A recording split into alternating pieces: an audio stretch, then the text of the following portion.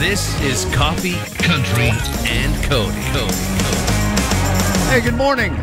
I just mentioned for the radio audience that we are coming down from a 99-year high. Over the weekend, we celebrated 99 years of WSM Radio and the Grand Ole Opry. The timeline actually goes back to October 5th, 1925 for WSM Radio's sign-on.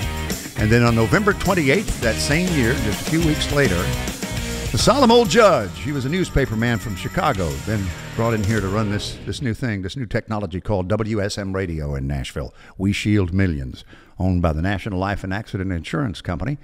And he sat down with a 77-year-old fiddle player. The man had fought in the Civil War, Charlie Mattos. Talk about cheerful-looking man. Oh, Yes. the photos. Yes. Of Uncle Jimmy Thompson look.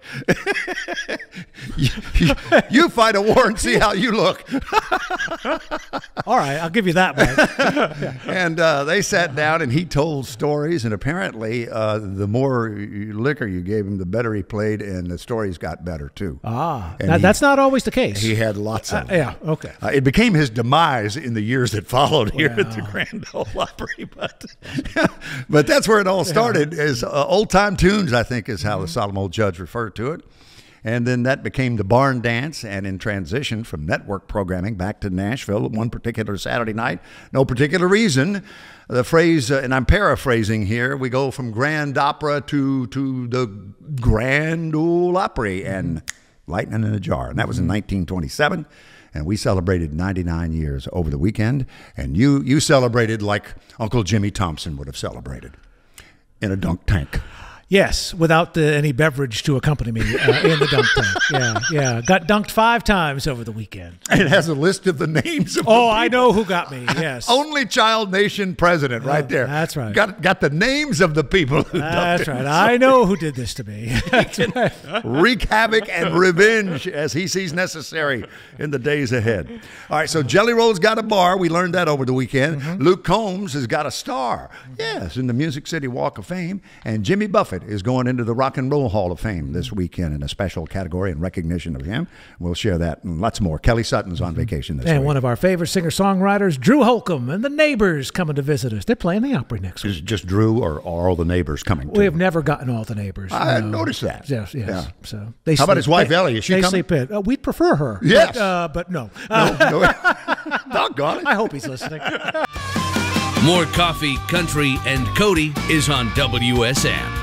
TNTrailsandbyways.com. Get off the beaten path. Take the scenic route. What has, as we roll through fall, more than 75,000 pumpkins in the annual Pumpkin Village, 3 pumpkin houses, sweeps of more than 4,000 chrysanthemums, 9-foot-tall pamumpkin topiary made of orange mums. Get it? Pamumpkin made of mums in the shape of a giant pumpkin. Dollywood? You're close. Because they got the pumpkin luminites. It's right here in our backyard in Nashville. Cheekwood Estate and Gardens. There we go. Cheekwood Harvest this fall. Where are you taking us this morning, Charlie? We're going to go west to the Great River Road Trail. And, of course, that would be the Mississippi is the Great River. 60 different stops on this trail if you go to tntrailsandbyways.com.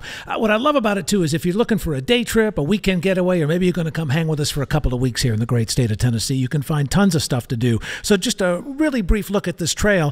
You've got the Old Millington Vineyard and Winery, just 14 miles north of Memphis. And through October, they've got live music on the outdoor lawn with obviously some nice wine to sample. And you know I love old theaters. The Ruffin Theater, 1930s, Art Deco. It's been completely restored. Elvis played there in 1955, and they still do concerts and performances. How cool would it be to see a place where Elvis played, right? That's absolutely right.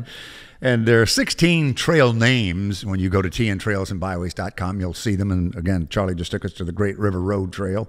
And on those 16 different stops, there are recommendations, 1,351 to be exact. Find out more when you get to tntrailsandbyways.com.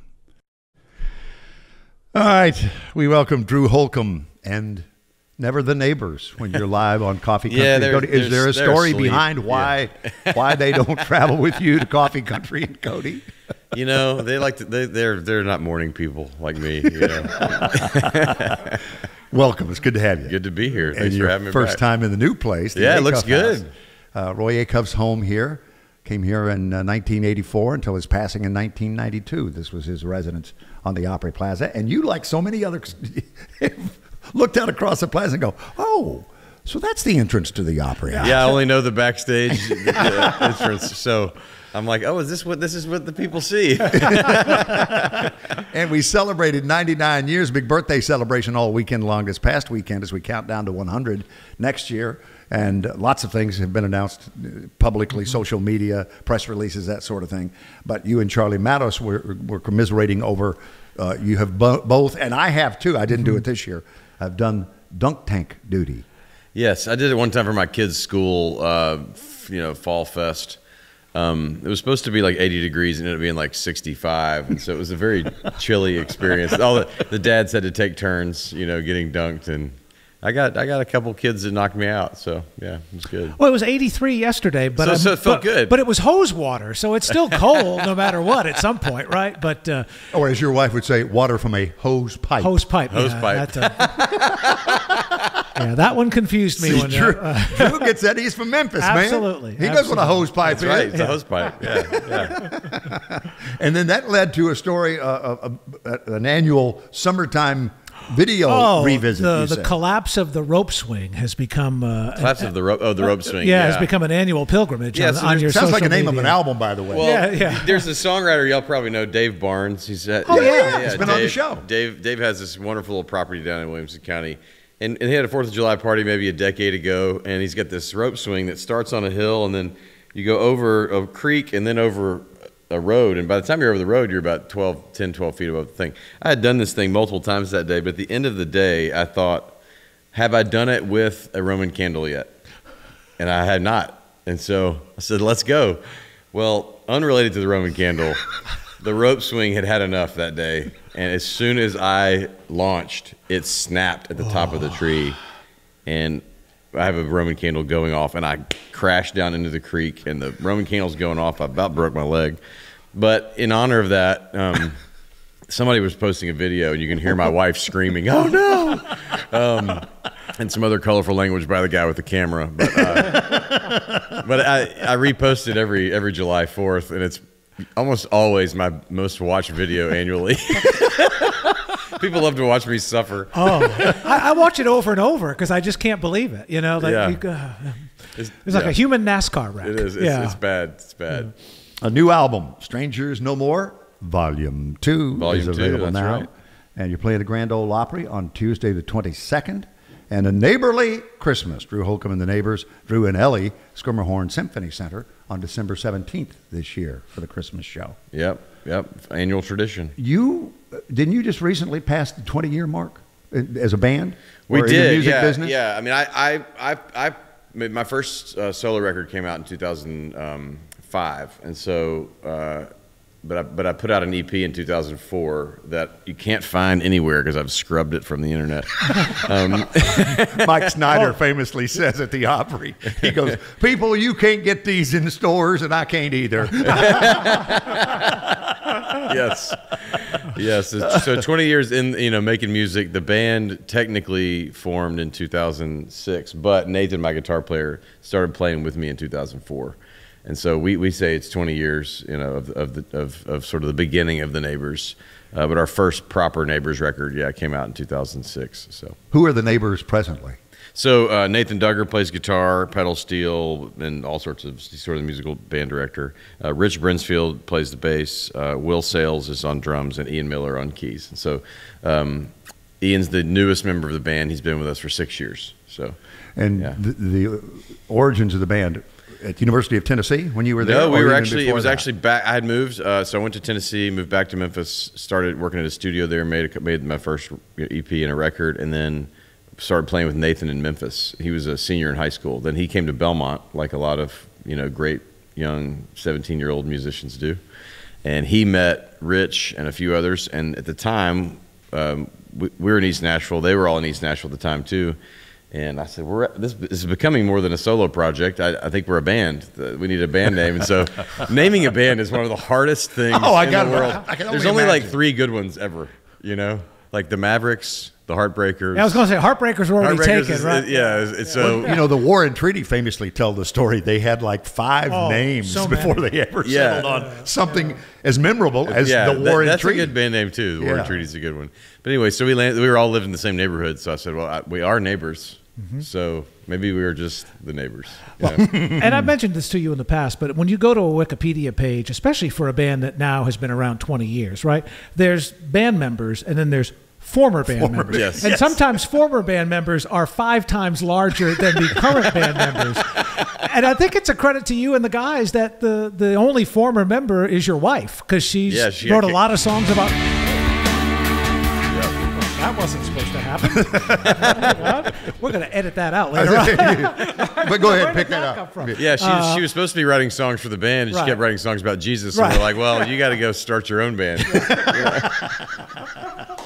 It's true story. Yeah, we'll follow up on that after we feature Green Light from Drew Holcomb and the Neighbors. Give us a backstory on this before we play it. Yep, wrote this song with Lori McKenna, who's one of my favorite writers, you know, incredible. So she and I were talking about Ellie, actually, and I was the metaphor of Ellie being a green light for all these crazy dreams that I've had over the years. I wanted to write a song about it, and so wrote it with her. And then after finished it and recorded it, Vince Gill's been a friend of mine for a long time, but I've never done anything with him professionally other than play the Opry the same night. And I finally got the courage up and said, "Hey, will you sing and play on this record?" And he graciously agreed. It took us a few reschedules because he had some Eagles stuff come up. Then he had a grandkid born, and like he just, you know, he's Drew, I'd love to, but I'm in this band. Yeah, exactly, totally.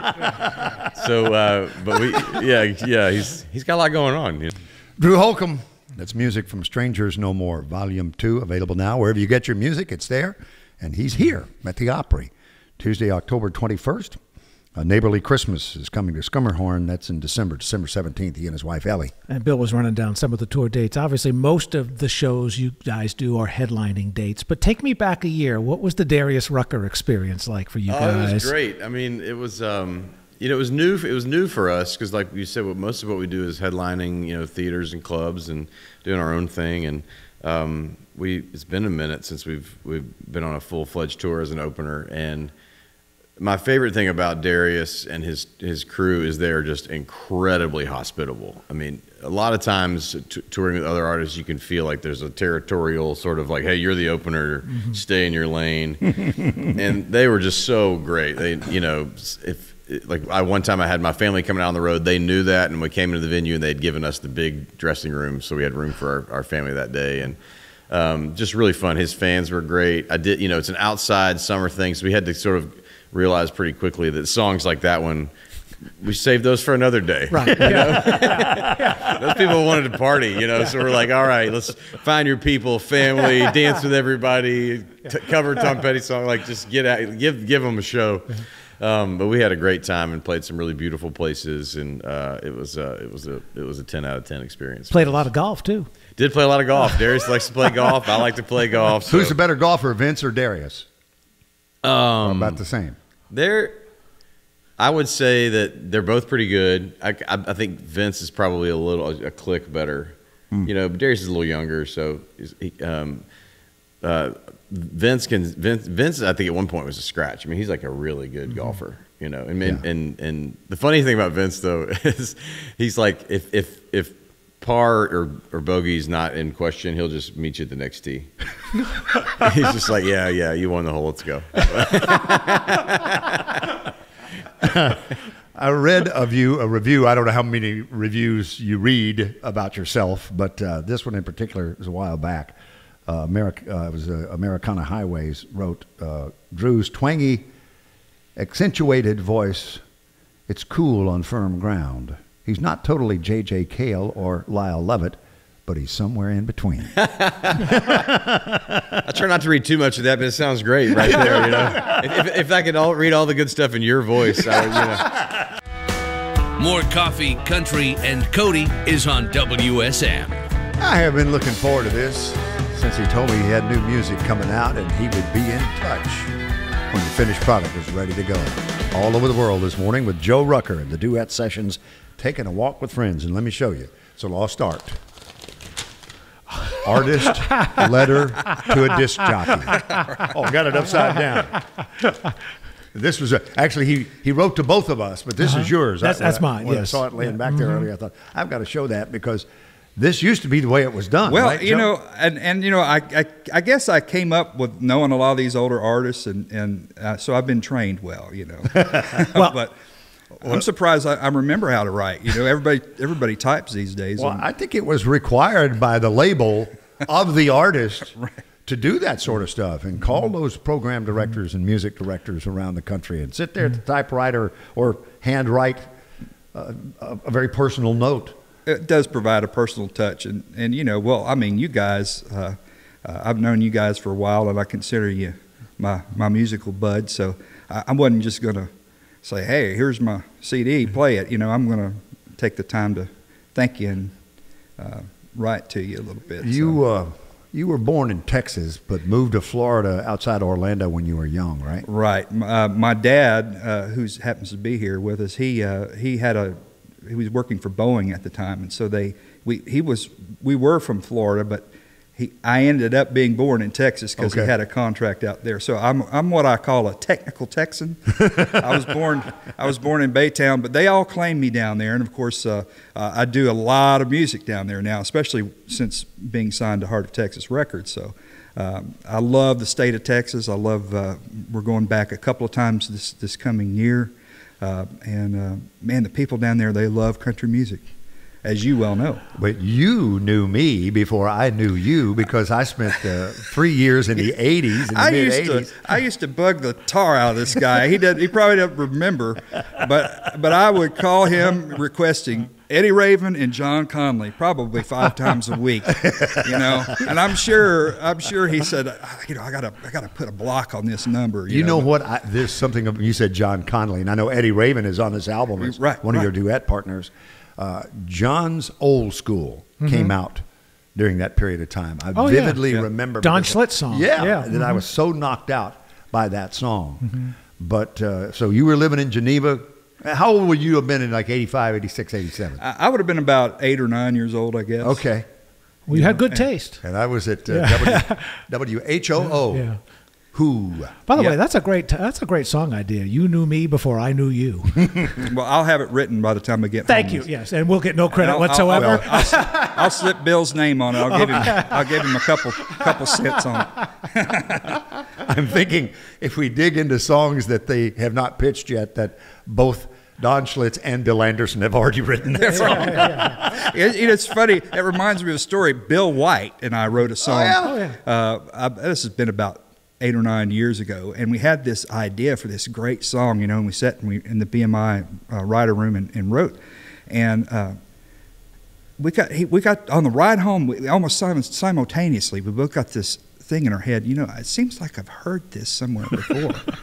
and he called me, and I said, I was just getting ready to call you. He said, you've heard it before, haven't you? And I said, yes, and we figured it out. At that time, on the radio, her favorite color is neon. The song had just been released. We sat there for 3 hours and wrote our own her favorite colors in neon. So of course we had to trash that one and go back to the drawing board. And it was it was a pretty good song. but we couldn't use it because it was already out on the charts. You know? So you finally got all these friends together. There are 14 cuts on here, Joe. Right. So give us a little backstory on taking a walk with friends and the duet sessions on Heart of Texas Records. Well, we had a few songs in the can over the years that I had been hanging on to. You know, the late, great Hank Lachlan and I recorded a song called For Just a Little While Tonight, which has historical significance. Him and Jim Reeves wrote that song together, coming back from the first RCA tour of Europe. They had all this time on the airplane and wrote that song. And it never really, I think one obscure group did it back in the 60s, but it never did really see the light of day. And I was scrolling through the BMI catalog, and I'm like, holy crikey, I didn't know that Hank and Jim had written a song together. And I'm like, this is awesome. Somebody needs to do something with this. And of course, I've knew Hank since I was 10 or 11 years old, and so I called him up and I said, he said, oh yeah, we wrote that on the airplane coming back from Germany. And I said, well, will you do it with me? And he said, well, yeah, next time I'm in Nashville. So that's been recorded. He died in 2009, but so we've had that in the can for quite a while. But this was the perfect project to put it on. And so Tracy Pitcox and I were talking. He's the label head of Heart of Texas. And I said, well, I've got 2 or 3 of these duets. Why don't we do a full-blown duet album? He thought that was a great idea. So, I've got a couple of Grammy winners on here. Marty Raven's on there with me, and Jeannie C. Riley. And I tell people, if you haven't won a Grammy, the best next thing to do is to record with a few of them. And back to Hank Locklin, the lead single, the title track, if you'll Taking a Walk, is Hank Adam Locklin. That's Hank's right. son. Hank Adam wrote that song specifically for me. I was going through a bad time, a divorce about 10 years ago, and he wrote that song, and that was back when everybody was still, pitching songs on cassette tapes. Yeah. And I knew I liked the song, and I threw it in a bucket of tapes that I had, and it came time for this project. I'm like, man, I always wanted to do that song. It took me about a week to dig through all my tapes, because my wife will tell you I'm a hoarder. I keep just about everything. But I found that tape, and I'm glad I did. And I worked up a new work tape, and we got him to come in and do a little background work on that one. And it's just I've been so blessed to be around all these guys and to get to know them. I was thinking about the Opry, and it's still my dream one day to actually debut there. But Hank started bringing me up here when I was a kid, backstage at the Opry, and you talk about quite the experience. I mean, it was like total magic. And it is now, too, and don't get me wrong, it's always, Grand Ole Opry to me is the pinnacle. There's nothing that you can do in country music, in my opinion, that can rival it. But to walk in there, and this was back in the late 80s, early 90s, and the green room back then, I'm sure you remember, it was full. And it's full of smoke, too, because you could smoke back there. And I can remember seeing, there was a landline telephone, and Bill Carlisle was always glued to that phone. I don't know if he was calling his bookie or what he was doing. And his daughter, Sheila, if you remember her, who played the Opry with him, Bill must have had problems with his back. She had a rolling pin and would be rolling it up and down his back, massaging his back while he was talking on the telephone. All these little scenes I see in my head, and it was just like Disney World for a hillbilly. I mean, It really was. Well, we mentioned the guy who has hero status in Texas, though he's a Floridian by birth. Tony Booth. Oh, man. We're going to feature that first. I love Tony Booth. House of Blue Lovers. Yes, this was a James O'Gwyn hit, which James... they called him the Smiling Irishman. He recorded for Mercury Records back in the 60s, and he had a short run there for about 2 or 3 years with some hit songs, and this was one of his hits. His biggest hit was a song called My Name is Mud, written by Bill Anderson. But this was a James O'Gwyn hit, and Tony and I both love James, and I like picking songs that not a lot of people cover a lot, and so we dug this little jewel out and had fun with it. So it's on Heart of Texas Records out of Brady, Texas. Tell you more about their museum as we continue with Joe Rucker, the duet session. From WSM Radio, this is Coffee, Country, and Cody. Opry 100 on sale, 4 days, 0 hours, 12 minutes, 5 seconds, 4 seconds, 3 seconds. And the countdown is on. It's like a launch. It's right there at the top of the homepage. Yeah. They don't want you to forget. No. Opry.com, Opry 100. And this is for every show for the year. So I guarantee you some are going to go very, very quickly. So if what would the best ticket in the house for all 230 plus shows set me back?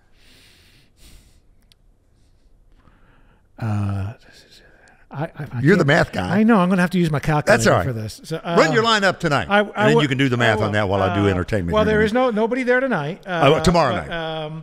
I've got Wednesday. Charlie's doing a private show tonight. I'll be there tonight with Chapel Hart singing Burnin' Love. Oprioki. There's been so much... they can't get them to stop. No, there's been so much demand for me since that performance. Mike Terry will be at the podium tomorrow for the Tuesday show. It's going to be a lot of fun. Lauren Elena's in town. Chris Jansen is there. Craig Morgan is there. Jason Carter and Braun with Keith Hines are there as well. They're going to be Mr. and Mrs. very soon, if not already. And I think this may be the night they do it. Actually, I think they're going to get married in Studio A and perform on the same night. That was the plan anyway, and I don't know. I'm not sure of the date either. Yep. Riders in the Sky and Hall of Famer and Opry star Don Schlitz will be a part of the show tonight and tomorrow night. And then Wednesday night, man, I'll be there Wednesday because Kelly's off, and it's going to be a fun show. Dustin Lynch is there. Scotty McCreery is there. We're going to have a lot of fun. You don't care for Jeannie Seeley or Madeline No, Monroe just off the top of my head. Or Del McCurry or Jackson Dean. Off the top of my head. T. Graham Brown. Yeah, all of them, yes. Okay. Many other stars of your Grand Ole Opry. Sound like Grandpa Jones now. Him and him. Yes. Steve Warner is a spotlight artist on Thursday that I have with Larry Gatlin and the Gatlin brothers alongside Mandy Barnett, Jake Hoot, and Charlie McCoy. Yep. And then Friday I'll be there, and it's my birthday, and Renee and Jackson and Renee's mom are coming, and they are very excited because Gary Muledeer is there, and Renee was such a huge fan of both Nashville and the Outer Banks. Chip Eston is there as well, so they're looking forward to that. Nice to know that your wife Renee is just looking for that chance to run away with Brandon Coleman of Red Clay Strays. Yeah, she's not the only one. There's a lot of competition for that gig. By the way, Opry 100 on sale, 4 days, 0 hours, 9 minutes, 40 seconds. There you go. And counting. All right. Lainey Wilson. It was in my inbox. First thing, I got to the studio. I check it before I leave the house, and I get here, and I open my computer, and boop, it said, Grammy Award-winning artist Lainey Wilson to perform halftime show, Dallas Cowboys Thanksgiving Day game. And I was reading some of the statistics. That game has become the most watched regular season game of the year. Last year, it drew 42 million. Well, you know, it's such a captive audience because you're either home or you're at someone else's home for Thanksgiving, right? And by the time that game starts, you have already eaten, and then you're just, ready to watch some football and pass out. And you fall asleep with the game on, so they're going to get the ratings even whether you're watching or not. And the way the Cowboys are playing, it'll be easier to go to sleep than ever. Just let's go to halftime. We'll just do halftime this year. I think that's the plan. So. And the Red Kettle campaign is a big part of this as they kick that off. To date, $3 billion they have raised for the Salvation Army. That's the reference to the Red Kettle. Let's reference Luke Combs. Something very special happened in Luke's life last night. The 34-year-old Grand Ole Opry star performed a second set in 3 days at his bootlegger bonfire in Miramar Beach, Florida. He was there with folks like Ashley McBride, Craig Morgan, Tracy Lawrence, and then something happened. Do you have that clip? I didn't, Jeff. Let's roll. Jeff Roberts does. You moved to Nashville without a record deal, without a publisher, with some songs and a dream. Can you please turn around and face this screen? And Charlie, if you could roll something for me, please. I